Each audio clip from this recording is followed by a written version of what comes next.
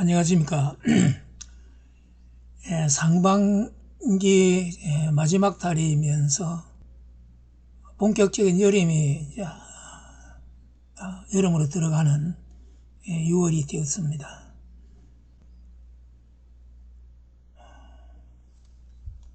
오늘 강의 시작하겠습니다. 오늘은 한심한 일부 목사들, 유튜브에서 가왕 나훈아 씨가 김동건 아나운서와 인터뷰하는 것을 잠깐 보았습니다. 김동건 아나운서가 나훈아 씨에게 정부에서 훈장을 수여한다면 받겠는가 라고 묻습니다. 나훈아 씨가 대답합니다. 노랫말을 쓰고 곡을 만들고 그것을 노래하는 것이 쉬운 일이 아닌데 그 이후에 훈장을 받게 된다면 그 무게가 너무 무거워 감당할 수 없어서 사양하겠다고 말하였습니다. 정말 대인의 풍모를 느꼈습니다. 만약 정부가 대형 교회 목사들에게 대형 교회를 만든 공로를 인정하고 훈장을 수여하겠다고 한다면 어떤 반응들을 나타낼까를 생각해 보았습니다. 12여 년 전에 서울 어느 대형교회 목사가 박사 논문 표절 문제가 발생하였습니다. 그 목사는 논문 표절을 부인하면서 만약 논문을 표절하였다면 교회를 사임하겠다고 하였습니다. 문제가 확대되자 조사위원회가 꾸려지고 조사한 결과 표절이 인정되었습니다. 표절 목사는 자신의 말대로 사임하지 않았고 셀프 징계로 6개월 자숙과 월급 30% 감봉으로 마무리 짓고 다르시 복귀하였습니다. 지금은 더 큰 대형 교회를 만들어 목회하고 있습니다. 30년 전쯤에 목사들 동네에서 가짜 박사 문제가 불거졌습니다. 많은 목사들이 가짜 박사에 연루되었다는 보도가 나왔습니다. 미국의 군소신학교들이 학교 운영 자금을 마련하려고 한국 목사들에게 접근하였습니다. 박사 학위 수여 희망자들을 모집하여 미국으로 가서 2주간 강의를 듣게 하고 박사 학위를 주고받았습니다. 미국 어떤 신학교는 한국 교회 목사들 1만 명에게, 2만 명에게 박사 학위를 주었다고 합니다. 그 중에는 이름을 대면 누구나 알 수 있는 소위 저명한 목사들도 포함되었습니다. 한심한 일이 아닐 수 없습니다. 정당한 절차에 따라서 연구를 하고 논문을 쓰고 받는 학위에 누가 뭐라 하겠습니까? 그런데 정당한 절차 없이 명예를 위하여 목사가 가짜 박사 학위를 받은 것은 이거 뭐라 하겠습니까? 이 최악의 양심불량 아니겠습니까?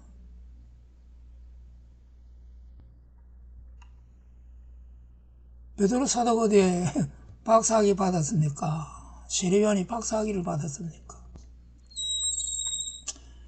통합적 금권 선거 신고 시 포상금 제도 도입이라는 기사를 보았습니다. 장로교 각 교단들은 9월에 총회를 개최합니다.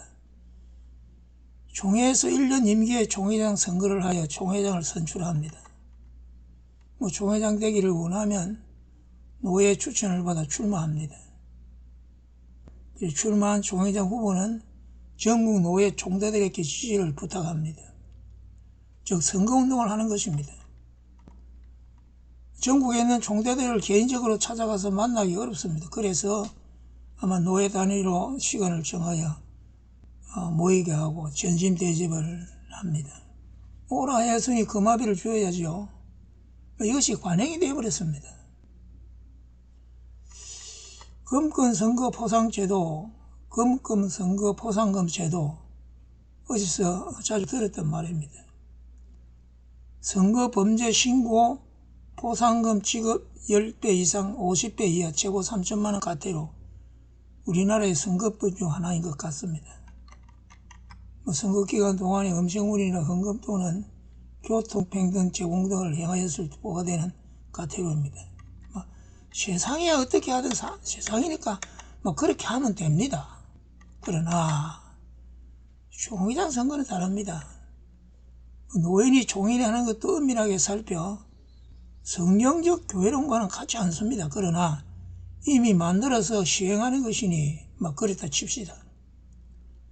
노회장이나 총회장은 무슨 계급이 아닙니다. 노회나 총회 기간 동안 회의를 주재하는 일을 합니다. 총회장이라고 교단과 총회의 총수도 수장도 아닙니다. 그리스도인들이 가져야 할 정신은 주님께서 제자리에게 말씀하신 마가복음 9장 35절의 말씀입니다.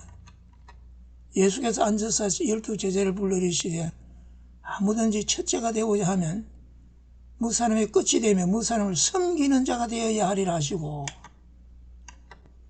요한복음 13장 12절 15절에 저희 발을 씻기신 후에 옷을 입으시고 다시 앉아 저희에게 이르시되 내가 너희에게 행한 것은 너희가 아느냐. 너희가 나를 선생이라 또는 주라 하니 너희 말이 옳도다. 내가 그러하다. 내가 또는 주와 선생이 되어 너희 발을 씻겼으니 너희도 서로 발을 씻기는 것이 옳으니라. 내가 너희에게 행한 것 같이 너희도 행하게 하려 하여 본을 보였노라. 마태복음 24장 28절에 인자에 온 것은 섬김을 받으려 함이 아니라 도리어 섬기려 하고 자기 목숨을 많은 사람의 대속물로 주려 함이라. 그래서 주님의 제자 바울 사도는 빌립보 2장 5절 8절에서 이렇게 말씀합니다. 너희 안에 이 마음을 품으라. 곧 그리스도 예수의 마음이니 그는 근본 하나님의 본체시나 하나님과 동등됨을 취할 것으로 여기지 아니하시고 오히려 자기를 위해 종의 형체를 가져 사람들과 같이 되었고 사람의 모양으로 나타나셨으며 자기를 낮추시고 죽기까지 복종하셨으니 십자가에 죽으심이라. 바울 사도는 빌립보 3장 8절에서 말씀합니다. 또한 모든 것을 해로 여기면 내 주 그리스도를 아는 지식이 가장 고상함을 인나매라. 내가 그를 위하여 모든 것을 잃어버리고 배설물로 여기면 그리스도를 얻고 그 안에서 발견되려 하매니. 그리스도인들은 십자가의 가치관으로 변화된 자들이어야 합니다. 그리스도 안에서 가치관의 변화가 일어나지 않았다면 그는 참된 그리스도인이라 할 수 없습니다. 레위기 11장 45절에 나는 너희의 하나님이 되렸고 너희를 애굽 땅에서 인도하여 낸 여호와라. 내가 거룩하니 너희도 거룩할지어다. 내가 거룩하니 너희도 거룩할지어다. 하나님의 거룩은 구별됨입니다. 피조물과의 구별됨입니다. 이스라엘을 향하여 거룩하라고 하신 말씀은 이스라엘은 하나님께 속한 하나님의 백성이기에 이방 나라들과 구별되라는 명령입니다. 오늘날 교회와 성도들을 향하여 거룩하라고 하시는 것은 세상과 구별되라는 말씀입니다. 그리스도인들은 세상과 구별되어야 합니다. 추구하는 가치가 구별되어야 합니다. 가는 방향이 구별되어야 합니다. 구별되지 않을 때 참된 그리스도인이 될 수 없습니다.